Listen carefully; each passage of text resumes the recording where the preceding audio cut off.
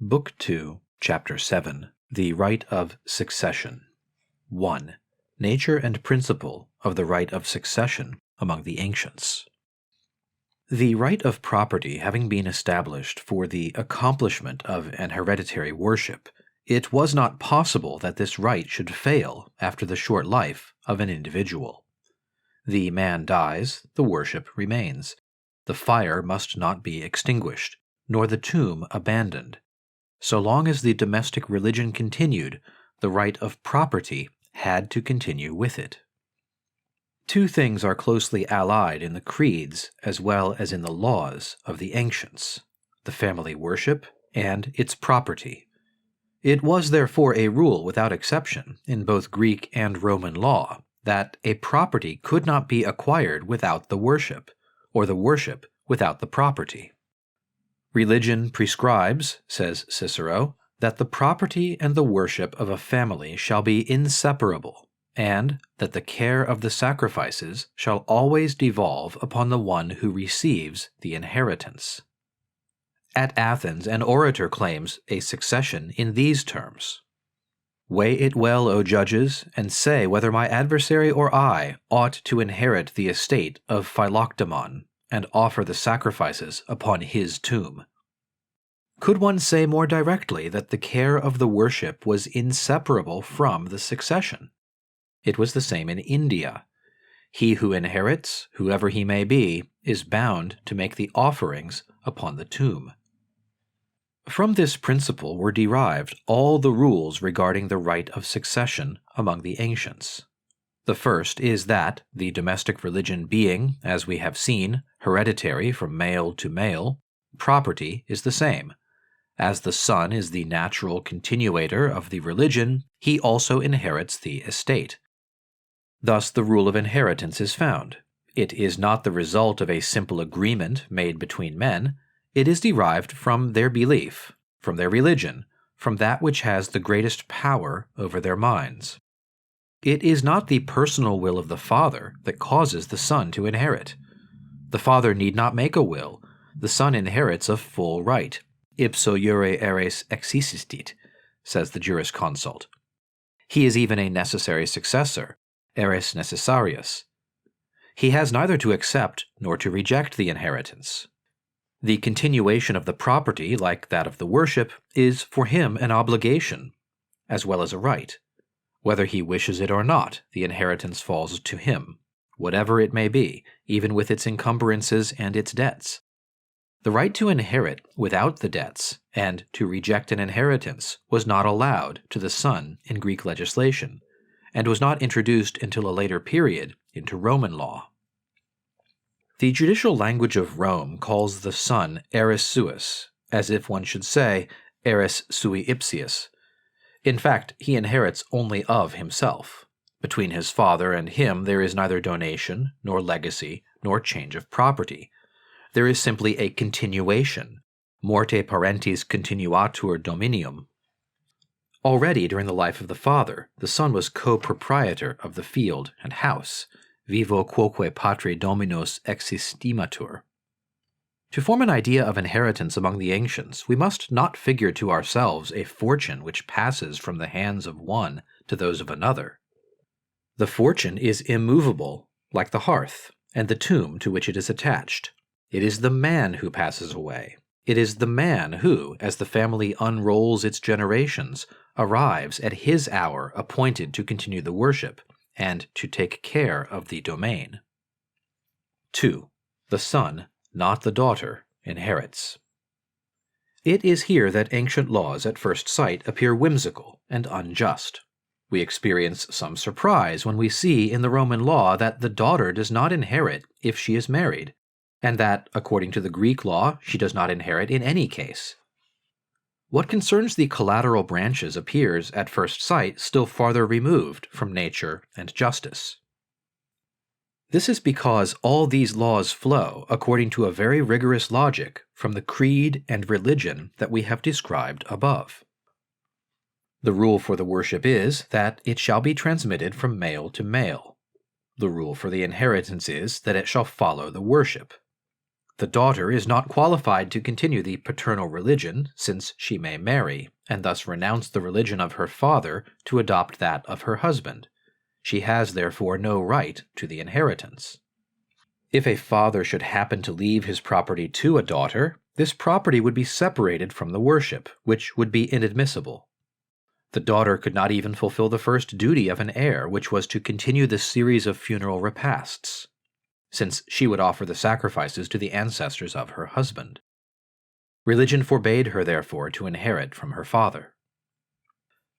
Such is the ancient principle. It influenced equally the legislators of the Hindus and those of Greece and Rome. The three peoples had the same laws, not because they had borrowed from each other, but because they had derived their laws from the same belief. After the death of the father, says the Code of Manu, let the brothers divide the patrimony among them. And the legislator adds that he recommends the brothers to endow their sisters, which proves that the latter have not of themselves any right to the paternal succession. This was the case too at Athens. Demosthenes, in his orations, often has occasion to show that daughters cannot inherit. He is himself an example of the application of this rule, for he had a sister, and we know from his own writings that he was the sole heir to the estate. His father had reserved only the 7th part to endow the daughter. As to Rome, the provisions of primitive law which excluded the daughters from the inheritance are not known to us from any formal and precise text, but they have left profound traces in the laws of later ages. The Institutes of Justinian still excluded the daughter from the number of natural heirs, if she was no longer under the power of the father, and she was no longer under the power of the father after she had been married according to the religious rites. From this it follows that, if the daughter before marriage could share in the inheritance with her brother, she had not this right after marriage had attached her to another religion and another family. And if this was still the case in the time of Justinian, we may suppose that in primitive law this principle was applied in all its rigor, and that the daughter not yet married, but who would one day marry, had no right to inherit the estate. The Institutes also mentioned the old principle, then obsolete but not forgotten, which prescribed that an inheritance always descended to the males. It was clearly as a vestige of this old rule that, according to the civil law, a woman could never be constituted an heiress. The farther we ascend from the Institutes of Justinian towards earlier times, the nearer we approach this rule that woman could not inherit. In Cicero's time, if a father left a son and a daughter, he could will to the daughter only 1/3 of his fortune. If there was only a daughter, she could still have but half. We must also note that, to enable this daughter to receive 1/3 or half of this patrimony, it was necessary that the father should make a will in her favor. The daughter had nothing of full right. Finally, a century and a half before Cicero, Cato, wishing to revive ancient manners, proposed and carried the Voconian law, which forbade 1. Making a woman an heiress, even if she was an only child, married or unmarried. 2. The willing to a woman of more than 1/4 part of the patrimony. The Voconian law merely renewed laws of an earlier date, for we cannot suppose it would have been accepted by the contemporaries of the Scipios if it had not been supported upon old principles which they still respected. It re-established what time had changed. Let us add that it contained nothing regarding heirship ad intestat, probably because on this point the old law was still in force, and there was nothing to repair on the subject. At Rome, as in Greece, the primitive law excluded the daughter from the heritage, and this was only a natural and inevitable consequence of the principles which religion had established. It is true men soon found out a way of reconciling the religious prescription which forbade the daughter to inherit with the natural sentiment which would have her enjoy the fortune of her father. The law decided that the daughter should marry the heir. Athenian legislation carried this principle to its ultimate consequences. If the deceased left a son and a daughter, the son alone inherited and endowed his sister. If they were not both children of the same mother, he had his choice to marry her or to endow her. If the deceased left only a daughter, his nearest of kin was his heir, but this relative, who was of course also a near relative of the daughter, was required nevertheless to marry her. More than this, if this daughter was already married, she was required to abandon her husband in order to marry her father's heir. The heir himself might be already married. In this case, he obtained a divorce in order to marry his relative. We see here how completely ancient law ignored nature to conform to religion.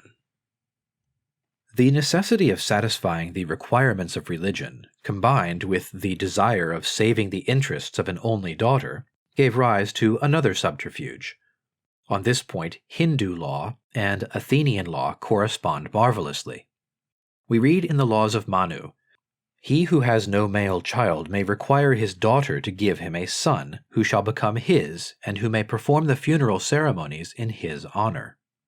In this case, the father was required to admonish the husband to whom he gave his daughter by pronouncing this formula: "I give you this daughter, adorned with jewels, who has no brother. The son born of her shall be my son, and shall celebrate my obsequies." The custom was the same at Athens. The father could continue his descent through his daughter by giving her a husband on this special condition.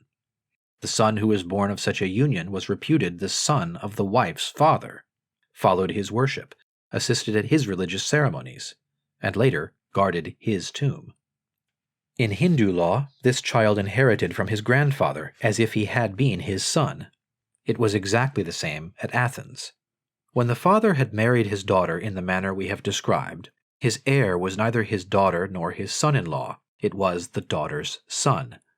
As soon as the latter had attained his majority, he took possession of the patrimony of his maternal grandfather, though his father and mother were still living. This singular tolerance of religion and law confirms the rule which we have already pointed out. The daughter was not qualified to inherit. But, by a very natural softening of the rigor of this principle, the only daughter was considered as an intermediary by whom the family might be continued. She did not inherit, but the worship and the inheritance were transmitted through her. 3. Of the collateral succession. A man died without children. To know who the heir of his estate was, we have only to learn who was qualified to continue his worship. Now, the domestic religion was transmitted by blood from male to male. The descent in the male line alone established between two men the religious relation which permitted one to continue the worship of the other. What is called relationship, as we have seen above, was nothing more than the expression of this relation. One was a relative because he had the same worship, the same original sacred fire, the same ancestors. But one was not a relative because he had the same mother. Religion did not admit of kinship through women. The children of two sisters, or of a sister and a brother, had no bond of kinship between them, and belonged neither to the same domestic religion nor to the same family. These principles regulated the order of succession. If a man, having lost his son and his daughter, left only grandchildren after him, his son's son inherited, but not his daughter's son. In default of descendants, he had as an heir his brother, not his sister, the son of his brother, not the son of his sister. In default of brothers and nephews, it was necessary to go up in the series of ascendants of the deceased, always in the male line, until a branch of the family was found that was detached through a male, then to redescend in this branch from male to male until a living man was found. This was the heir. These rules were in force equally among the Hindus, the Greeks, and the Romans. In India, the inheritance belongs to the nearest Sapinda, in default of a Sapinda, to the Samanodaka. Now, we have seen that the relationship which these two words expressed was the religious relationship, or the relationship through the males, and corresponded to the Roman agnation. Here again is the law of Athens. If a man dies without children, the heir is the brother of the deceased, provided he is a consanguineous brother. In default of him, the son of the brother, for the succession always passes to the males, and to the descendants of males. They still cited this old law in the time of Demosthenes, although it had already been modified, and they had commenced at this epoch to admit relationship through women. In the same way, the 12 Tables ordained that, if a man died without his heir, the succession belonged to the nearest agnate. Now, we have seen that one was never an agnate through females. The ancient Roman law also specified that the nephew inherited from the patruus, that is to say, from his father's brother, and did not inherit from the avunculus, his mother's brother. By returning to the table which we have traced of the family of the Scipios, it will be seen that, Scipio Aemilianus having died without children, his estate could not pass either to Cornelia, his aunt, nor to C. Gracchus, who, according to our modern ideas, was his cousin german, but to Scipio Asiaticus, who was really his nearest of kin.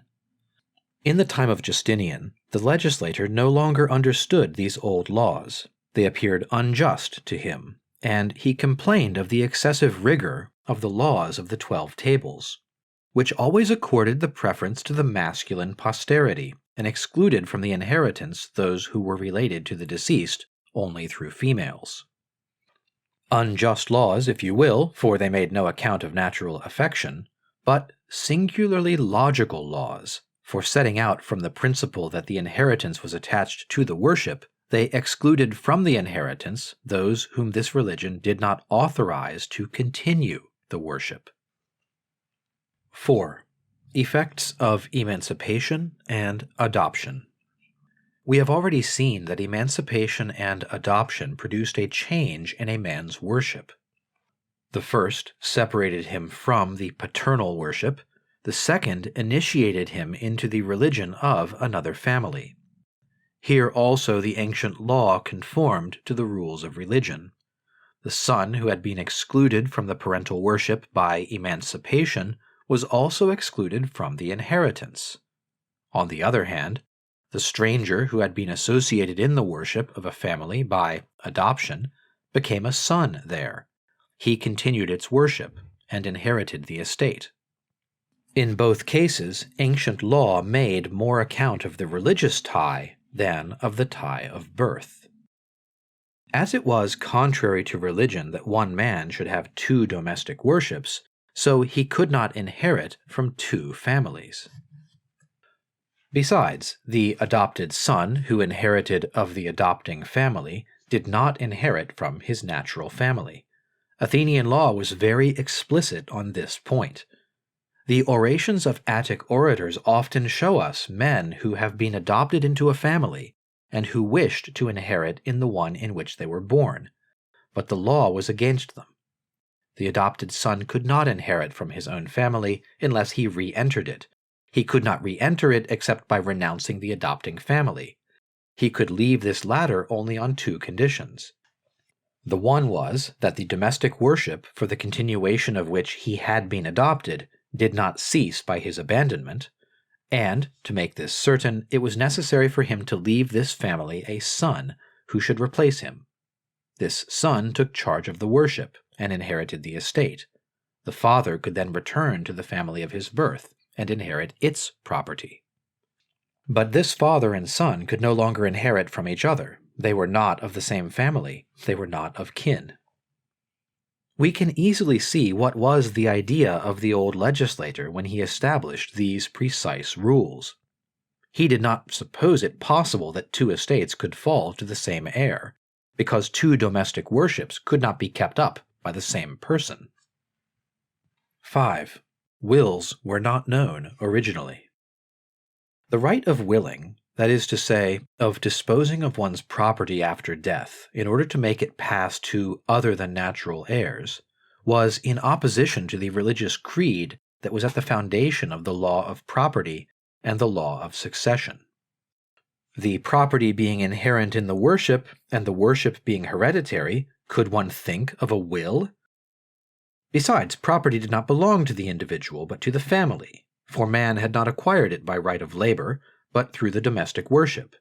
Attached to the family, it was transmitted from the dead to the living, not according to the will and choice of the dead, but by virtue of superior rules which religion had established. The will was not known in ancient Hindu law.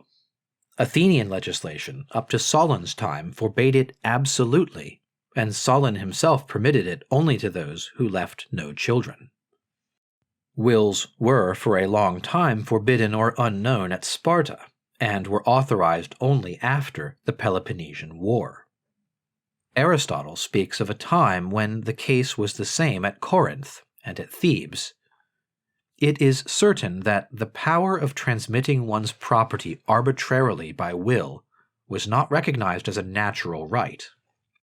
The constant principle of the ancient ages was that all property should remain in the family to which religion had attached it. Plato, in his treatise on the laws, which is largely a commentary on the Athenian laws, explains very clearly the thought of ancient legislators. He supposes that a man on his deathbed demands the power to make a will, and that he cries, "O gods, is it not very hard that I am not able to dispose of my property as I may choose, and in favor of any one to whom I please to give it, leaving more to this one, less to that one, according to the attachment which they have shown for me?" But the legislator replies to this man, "Thou who canst not promise thyself a single day, thou who art only a pilgrim here below, does it belong to thee to decide such affairs? Thou art the master neither of thy property nor of thyself. Thou and thy estate, all these things belong to thy family, that is to say, to thy ancestors and to thy posterity." For us, the ancient laws of Rome are very obscure. They were obscure even to Cicero. What we know reaches little farther back than the 12 Tables, which certainly are not the primitive legislation of Rome, and of these only fragments remain. This code authorizes the will, yet the fragment relating to the subject is too short, and too evidently incomplete to enable us to flatter ourselves that we know the exact provisions of the legislators in this matter. When they granted the power of devising property, we do not know what reserve and what conditions they placed upon it. We have no legal text earlier than the 12 Tables that either forbids or permits a will. But the language preserved traces of a time when wills were not known, for it called the son the self-successor and necessary, eris suis et necessarius. This formula, which Gaius and Justinian still employed, but which was no longer in accord with the legislation of their time, came, without doubt, from a distant epoch when the son could not be disinherited or refuse the heritage. The father had not then the free disposition of his fortune. In default of sons, and if the deceased had only collateral relatives, the will was not absolutely unknown, but was not easily made valid.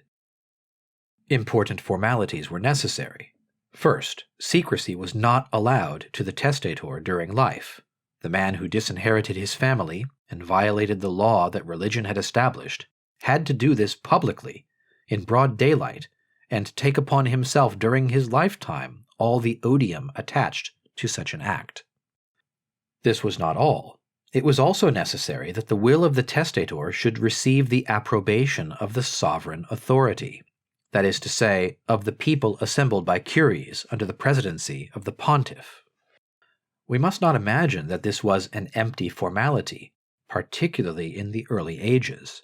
These comitia by curies were the most solemn assemblies of the Roman city, and it would be puerile to say that they convoked the people under the presidency of the religious chief to act simply as witnesses at the reading of a will.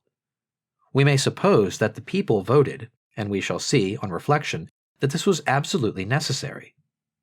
There was in fact a general law which regulated the order of succession in a rigorous manner. To modify this order, in any particular, another law was necessary. This exceptional law was the will. The right of a man to devise by will was not therefore fully accorded, and could not be so long as this society remained under the empire of the old religion. In the belief of these ancient ages, the living man was only the representative, for a few years, of a constant and immortal being, the family. He held the worship and the property only in trust. His right to them ceased with his life. 6. The right of primogeniture. We must transport ourselves beyond the time of which history has preserved the recollection, to those distant ages during which domestic institutions were established and social institutions were prepared. Of this epoch there does not remain, nor can there remain, any written monument, but the laws which then governed men have left some traces in the legislation of succeeding times. In these distant days we distinguish one institution which must have survived a long time, which had a considerable influence upon the future constitution of societies, and without which this constitution could not be explained. This is the right of primogeniture. The old religion established a difference between the older and the younger son. The oldest, said the ancient Aryas, was begotten for the accomplishment of the duty due the ancestors. The others are the fruit of love. In virtue of this original superiority, the oldest had the privilege, after the death of the father, of presiding at all the ceremonies of the domestic worship. He it was who offered the funeral repast, and pronounced the formulas of prayer. For the right of pronouncing the prayers belongs to that son who came into the world first. The oldest was, therefore, heir to the hymns, the continuator of the worship, the religious chief of the family. From this creed flowed a rule of law. The oldest alone inherited property. Thus says an ancient passage, which the last editor of the laws of Manu still inserted in the code, "The oldest takes possession of the whole patrimony, and the other brothers live under his authority as if they were under that of their father. The oldest son performs the duties towards the ancestors, he ought therefore to have all." Greek law is derived from the same religious beliefs as Hindu law. It is not astonishing, then, to find here also the right of primogeniture. Sparta preserved it longer than the other Greek cities, because the Spartans were longer faithful to the old institutions. Among them the patrimony was indivisible, and the younger brothers had no part of it. It was the same with many of the ancient codes that Aristotle had studied. He informs us indeed that the Theban code prescribed absolutely that the number of lots of land should remain unchangeable, which certainly excluded the division among brothers. An ancient law of Corinth also provided that the number of families should remain invariable, which could only be the case where the right of the oldest prevented families from becoming dismembered in each generation.